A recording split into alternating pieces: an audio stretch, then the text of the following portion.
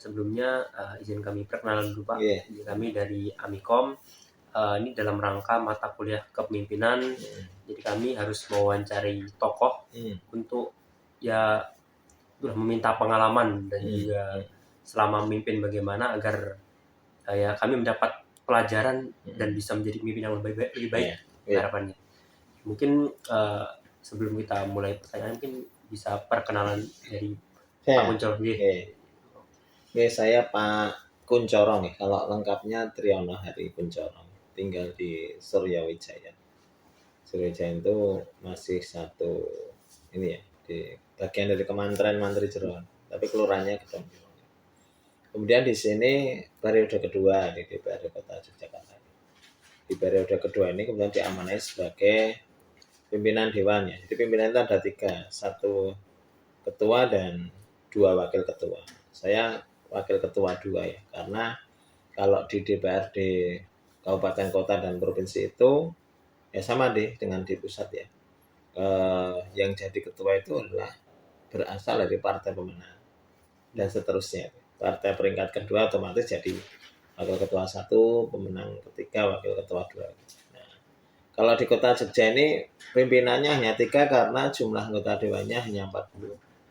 Kalau jumlah anggota dewannya 50 seperti di kota yang lain itu nanti pimpinannya 4 sampai wakil ketua 3. Kalau di periode yang lalu di 2019 sampai 24 itu saya jadi ketua fraksi PKS ya. Tapi setengah periode karena di awal itu ketuanya Pak Bambang Anjar, terus pertengahan periode ada restrukturisasi, dan kami yang diminta jadi ketua fraksi. Kalau keluarga ya anak 3 ya, istri 1 gitu. Gitu kayak. Begitu perkenalan singkatnya. Mungkin kalau gitu agar mempersingkat waktu kita langsung masuk ke pertanyaan. Ya, boleh.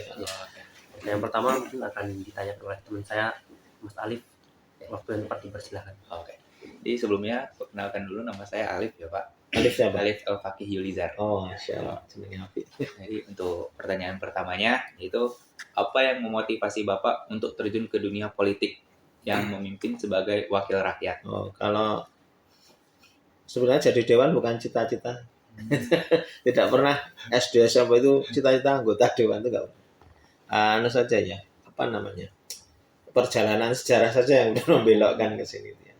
Tapi sebenarnya aktif di partai itu sejak tahun 99 ya. Ketika masih Partai Keadilan Prasejahtera, kan belum ada sejahtera. Sekarang sudah tulisannya sejahtera. Nah, ya ingin ikut memperbaiki kondisi masyarakat sih, karena demokrasi itu menjadi satu pilar dalam bernegara ya. Jadi banyak hal yang diatur dengan demokrasi. Hasil dari demokrasi itu untuk menentukan undang-undang. Kalau di tingkat daerah ya peraturan daerah. Nah, lebih cenderung ke sana, jadi bisa memperbaiki kondisi masyarakat, kondisi umat, bagaimana kita membuat regulasi, membuat aturan itu. Tapi ya tadi tidak serta-merta kemudian saya pengen jadi dewan, itu enggak juga. Nah, partai politik itu menjadi salah satu sarana ya untuk kita bisa bekerja ke sana ya, memperbaiki kondisi masyarakat ya. Nah, terus ada saluran resminya namanya lembaga legislatif. Nah, partai politik itu kan dituntut untuk ikut dalam kontestasi pemilu ya, mengirimkan wakil-wakilnya untuk menjadi anggota legislatif. Nah, kalau di nomenklatur atau aturan di daerah itu, karena pemerintah daerah itu kan di bawah Kemendagri ya. Posisi DPRD kota atau provinsi itu beda dengan posisi DPR RI. Kalau DPR itu ansih ya lembaga legislatif yang setara dengan lembaga eksekutif. Tapi kalau di daerah itu, DPRD itu bagian dari pemerintahan daerah. Jadi pemerintah daerah itu ada pemerintah kota atau kabupaten, dipimpin oleh wali kota atau bupati, kemudian ada DPRD. Nah, itu kita itu menjadi bagian dari pemerintahan. Jadi, makanya jarang terjadi oposisi kalau di daerah itu. Karena memang tidak diatur untuk oposisi. Kalau di pemerintah pusat sangat mungkin dia itu menjadi oposisi pemerintah. Kalau di DPRD itu ya harus dalam tanda kutip nih, siapapun akhirnya wali kota atau kepala daerah yang terpilih itu semua yang ada di DPR itu boleh mengkritisi ya sebagai sebuah bentuk kebijakan, tetapi tidak ada oposisi. Semua programnya sudah, karena kan nanti wali kota atau bupati kan punya RPJMD ya, rancangan pembangunan jangka menengah daerah, itu berasal dari visi misi kepala daerah terpilih. Nah itu harus kita dukung. Dan kita itu daripada ikut bahas itu, RPJMD itu kita ikut membahas bagaimana 5 tahun ke depan pembangunan di kota Jogja kalau di sini ya itu bisa dilakukan. Nanti setiap tahun kita cermati lewat APBD yang dibahas. Oh, gitu. Jadi untuk langsung lanjut di pertanyaan keduanya, prinsip apa yang Bapak pegang agar menjaga integritas pribadi dan nilai kejujuran selama menjabat ini? Ya prinsipnya jangan diterima yang bukan hak kita. Dan harus selalu ingat bahwa kita diawasi Allah. Itu khabirum bima ta'malun, kita nggak bisa sembunyi. Dan kalau kita berada di lembaga politik ya, lembaga debat itu lembaga politik ya. Ya kadang-kadang hitam putih itu menjadi kabur. Hitam putih menjadi kabur ya, semacam berubah jadi abu-abu ya. Dan kita pintar-pintar tetap punya prinsip-prinsipnya. Makanya kami itu tetap harus ada yang mengingatkan itu. Kalau di struktur kan kita punya dewan etik ya kan. Kalau di struktur kita punya dewan etik, punya majelis pertimbangan gitu ya, yang selalu memberikan masukan. Nah, bagaimana pula di partai itu fraksi DPR itu ada di bawah struktur. Nanti struktur menjadi pengawas ya. Apa yang dilakukan anggota-anggotanya itu harus diketahui oleh struktur. Sehingga sangat untuk meminimalisasi kemungkinan penyimpangan itu ada di sana. Dan kita setiap bulan itu ada pembinaan untuk pejabat daerah, kan istilahnya pejabat publik daerah itu ada pembinaan, ada pengawasan dan seterusnya. Itu dari sisi eksternal ya. Kalau dari internal ya bagaimana kita tetap menjaga keimanan itu ya. Itu yang paling penting ya. Karena godaannya banyak yang menjadi pejabat. Baik, untuk pertanyaan berikutnya bakal ditanyain sama Mas Erik. Baik, izin melanjutkan. Mas siapa? Nama saya Yerik Syahputra. Yerik. Oke. Untuk pertanyaan ketiga, pernahkah Bapak mengambil keputusan yang berbeda? Kan saat pengambilan keputusan itu kan ada banyak keputusannya. Dari Bapaknya adakah yang pernah berbeda tetapi menurut Bapak itu tetap benar secara prinsip? Bisa diceritakan Pak contohnya? Oh kalau itu waktu periode lalu ya, kita waktu itu coba untuk memasukkan BPR Syariah, Bank Jogja Syariah. Kita mengusulkan Bank Jogja Syariah, tapi kemudian tertolak ya. Akhirnya tertolak sehingga tidak jadi diperdakan dan pembentukannya itu tertunda ya. Nggak tahu nanti bisa dimunculkan. Nah sebetulnya itu kan secara politis kami, terutama di fraksi PKS itu berpendapat bahwa itu penting ya untuk masyarakat Kota Yogyakarta itu ya. Karena secara umum, secara nasional saja kan perbankan syariah itu diakui, bahkan secara internasional juga digunakan di beberapa negara Eropa itu ya. Nah tapi mungkin teman-teman yang lain punya pendapat yang lain. Nah sehingga calon Raperda itu kandas ya, dan itu juga dipengaruhi oleh kebijakan wali kota yang dahulu yang mencabut usulan itu ya. Sebenarnya semuanya secara sistem, kemudian secara aturan sudah siap semua itu. Bahkan ketika kita ke OJK, Otoritas Jasa Keuangan, kita ke BPKAD ya, Badan Pengelola Keuangan Daerah itu is okay, semuanya nggak ada persoalan ya. Tapi ya karena lembaga politik kan ada politik yang dimainkan, akhirnya itu tidak. Tapi prinsip kita tetap kita pegang bahwa itu penting untuk masyarakat dan itu manfaatnya banyak juga. Karena kita kan mayoritas bagaimana kan penduduk Kota Jogja, DIY Kota Jogja itu kan Muslim ya. Tentu mereka butuh lembaga keuangan yang lebih dekat kepada prinsip-prinsip syariah yang diyakini itu kan. Nah, tapi yang lain kan tidak begitu. Ya sudahlah. Itu bagian prinsip. Kalau di perkara-perkara yang sebenarnya lebih banyak yang kita sepakati pada beberapa peraturan daerah. Karena prosesnya memang dari awal kan, peraturan daerah kan dibuat dari awal memang sudah berdasarkan kompromi ya, Jadi terjadi perselisihan itu ya biasa. Baik, mungkin pertanyaan ini masih berkaitan dengan pertanyaan yang tadi. Bagaimana cara Bapak meyakinkan orang lain terhadap keputusan tersebut? Ya sebenarnya kan di sini tempatnya ada argumen itu. Ya. Ada argumen. Selama kita punya data yang akurat, kita punya argumen yang kuat, punya dasar-dasar yang kuat, sebenarnya ya cukup meyakinkan ya. Cuman mereka juga punya argumen gitu. Nah akhirnya kan kalau di perhelatan politik kan selalu akhirnya kan berujung pada voting. Jadi untuk mencapai musyawarah mufakat itu upaya yang pertama dilakukan ya. Tapi kemudian ketika tidak terjadi kesepakatan harus voting.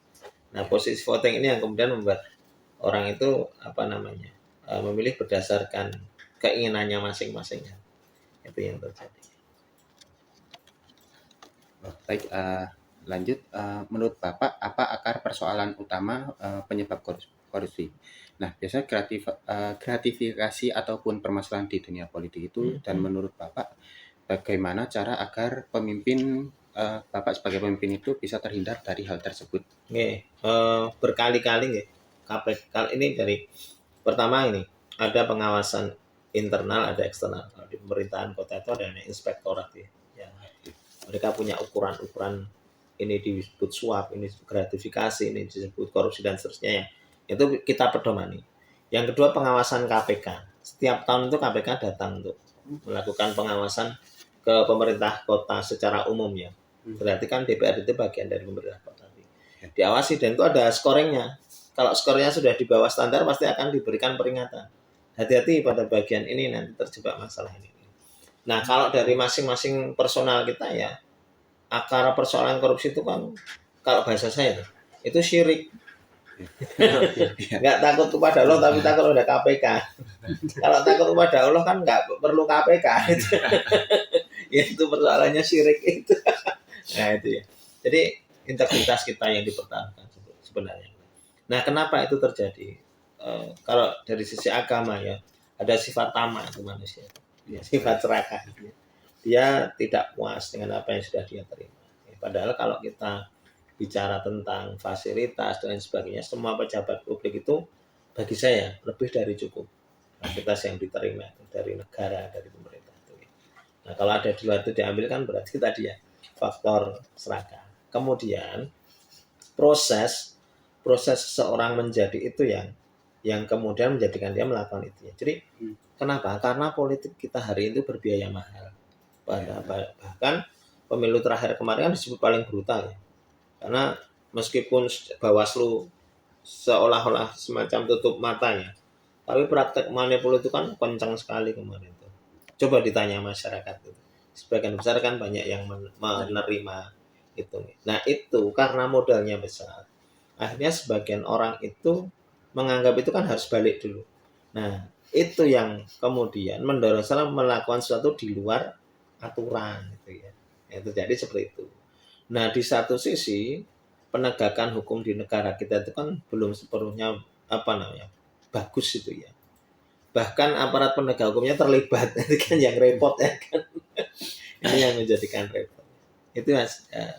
Saya selalu mengingatkan, kami di pimpinan itu selalu mengingatkan. Bahkan kalau ada acara dengan KPK, kami yang harus dipanggil terlebih dahulu biasanya di Dinas Sosial. Nah termasuk sudah 2 periode ini kita menggandeng KPK, Kejaksaan, dan Inspektorat selalu membuat acara kegiatan namanya sosialisasi anti korupsi.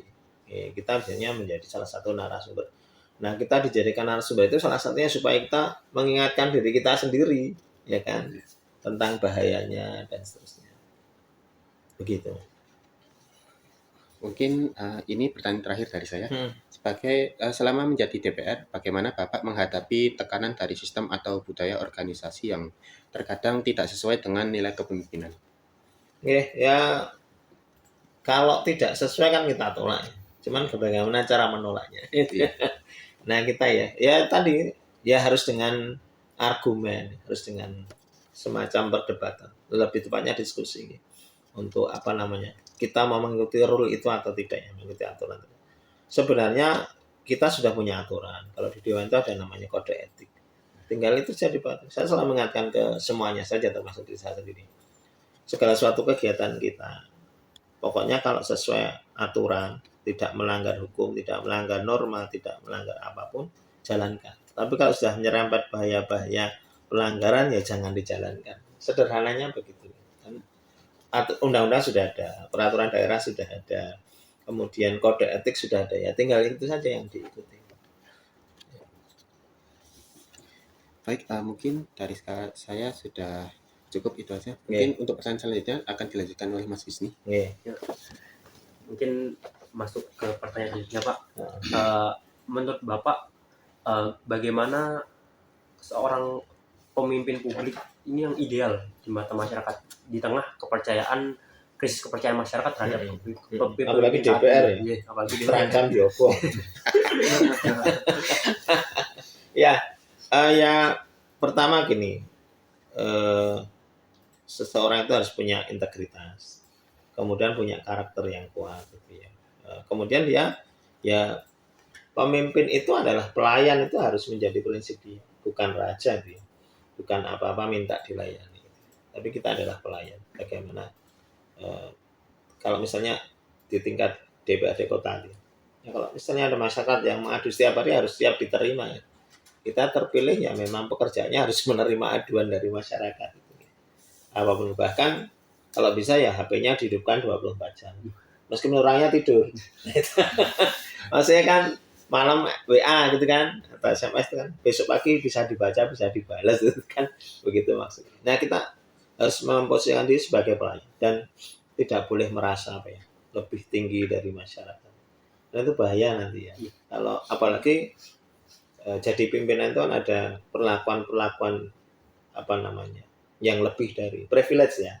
Nah, itu kalau tidak disikapi itu bahaya bagi seseorang. Nanti kalau selesai nggak menjabat, dia pas power syndrome. Misalnya hari ini pintu dibukakan, pintu mobil, ya kan. Besok kalau sudah nggak menjabat, sopo saya buka ke. Golek kok dibuka-buka. Karena pernah terjadi ya, cerita saja nih ya buat intermezzo.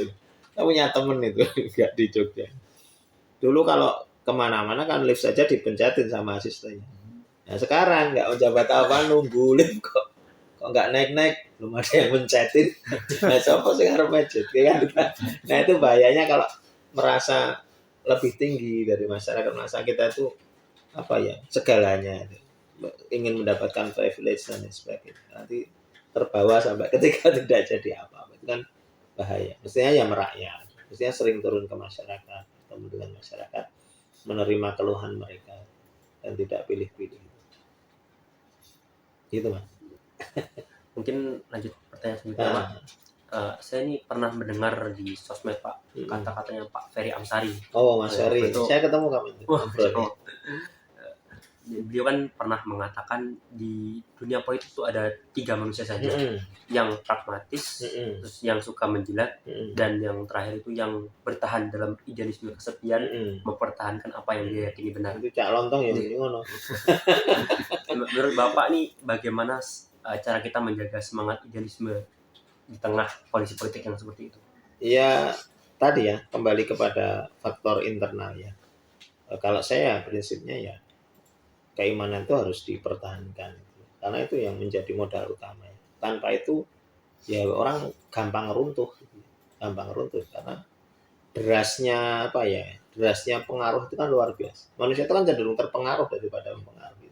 Kekuatan untuk mempengaruhi itu kan 10 kali lipat harus lebih besar nih kekuatan dia dipengaruhi. Nah benar ya, kalau ada yang pragmatis, yang kedua apa tadi? Yang ketiga ya ini menjadi idealis di tempat yang sepi itu memang tidak nyaman ya, memang tidak nyaman. Tapi itu yang memang harus dipertahankan seseorang kalau ya. Nah sebenarnya kalau bisa memperbanyak yang tipe ketiga ini bagus. Jadi yang tipe ketiga itu namanya kan nggak sepi lagi, namanya kan jadi rame. Nah itu menjadi arus kuat untuk bisa mengurangi yang model pragmatis dan lain sebagainya. Tapi memang tidak mudah menciptakan yang seperti itu. Bisa jadi awalnya idealis, tapi masuk ke dunia seperti itu ya, seolah-olah kan yang lain mengatakan ngopo idealis. Kuda ya. Ya rento opo-opo. Mungkin pertanyaan selanjutnya Pak, menurut Bapak bagaimana peran anak muda seperti kita ini untuk saat ini di dunia politik? Apakah kita harus mulai ikut terjun ataukah kita berkontribusi di jarum yang lain? Kalau memang pengen memperbaiki kondisi, kan Gen-Z kan luar biasa ya, saya mengikuti perkembangannya dia. Itu tidak bisa diabaikan. Tua-tua macam-macam ya hilang. Dunianya sudah sangat berbeda ya, lompatannya sudah sangat berbeda ya. Kalau saya begini, dibagi tugasnya. Ada yang memang terus mengkritik, menyerang dalam tanda kutip supaya yang generasi sebelumnya memperbaiki diri. Ada yang terlibat. Karena yang generasi dulu itu kan lama-lama habis juga. Masa arep urip terus kayak alien. Nah kan, ya ini harus menyiapkan generasi muda kan ya akan menduduki posisi-posisi ini. Masa mau memperbaiki tidak terlibat kan juga aneh, ya kan? Kalau bisa ya nanti kayak saya tuh, kalau saya secara usia sudah ketuaan ya. 2029 kalau bisa yang 40 tahun ke bawah yang harus tampil ya. Kalau perlu ya 25 tahun itu sudah harus jadi dewan itu ya. Kalau perlu ya wali kota itu 40 tahun itu bagus itu ya. Kalau anak muda itu kan jak pelayon itu diajak berlari, punya ide yang banyak, cerdas dan sebagainya. Nah, tua itu biasanya ya wes ngono arep ngopo meneh. Wong ngene wae. Ya sulit diajak keluar dari zona nyaman itu sulit. Tapi Gen Z kan punya cara tersendiri. Itu Mas. Jadi dibagi, ada yang tetap di luar, tapi ada di dalam. Tapi ada sinergi gitu loh. Yang di dalam sudah siap dikritik oleh teman-temannya yang ada di luar. Bahkan saya tuh bayangkan edukasi politik secara umum itu tidak hanya lewat seminar terus yoroto kuno saja. Seminar penggemarnya juga sedikit ya. Menggunakan teknologi ya. Kalau hari ini saya melihat film itu masih ratingnya masih tinggi masih. Nah, film itu bisa dijadikan sarana ya, untuk Gen Z itu. Gen Z bisa kenapa besok sudah itu bisa terlibat. Nah, saya itu sosialisasi lewat hal semacam itu.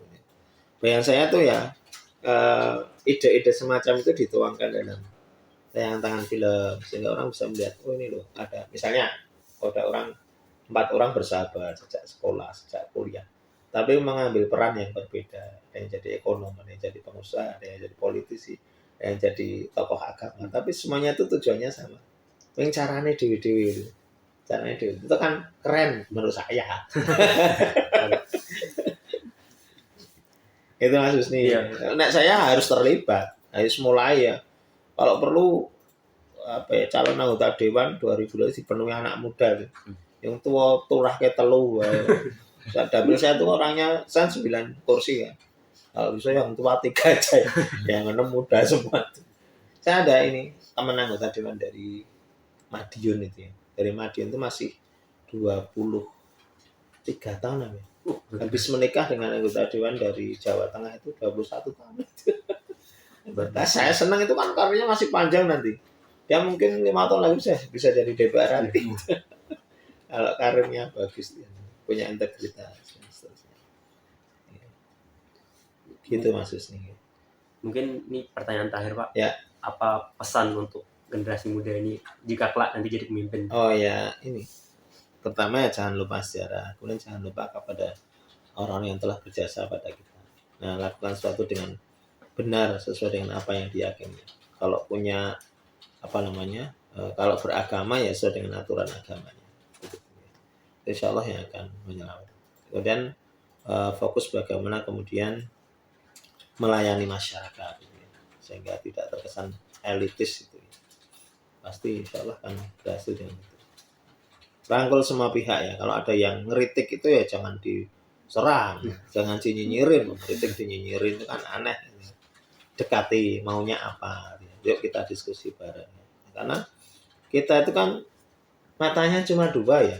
Sementara kan orang lain tuh kalau dijumlahkan matanya kan lebih banyak ya. Jadi yang bisa kita lihat itu terlalu sempit ya dibandingkan orang lain melihat yang lebih luas gitu kan. Nah, ya kan pikiran kita cuma 1, karena kan otaknya banyak.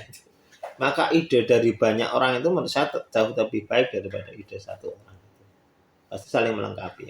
Makanya orang ada melihat gajah itu cuma kupingnya saja, kan ditanya kan gajah itu yang kupingnya lebar, gajah itu yang badannya besar, tapi kan dia punya ekor, punya belalai, punya gading dan seterusnya tidak bisa diungkap. Mungkin itu pertanyaan-pertanyaan dari Oh, kami, iya. Pak. Terima kasih telah Kalau nggak puasa Oh. diminum ya. Iya. Saya sengaja pakainya amanah biar amanah. Iya. Iklan. Masuk. Biar ingat kalau sedang dapat amanah. mungkin kita tutup dulu Pak sesi Iya, iya, pertanyaan iya. kita. Kami dari kampus, mungkin jika ada kurang lebihnya Iya, dan iya. ada salah, kami mohon maaf Pak. Iya. Terima kasih atas kesempatannya Iya. Pak meluangkan waktu untuk kami untuk wawancara, dan mungkin kita berharap misalnya kita nanti suatu saat jadi pemimpin bisa mencontoh Amin. Pak Kuncoro. Amin. Amin. Mungkin itu saja. Saya sebagai inilah perwakilan dari kelompok mengucapkan terima kasih dan Iya. saya tutup. Assalamualaikum warahmatullahi wabarakatuh. Waalaikumsalam.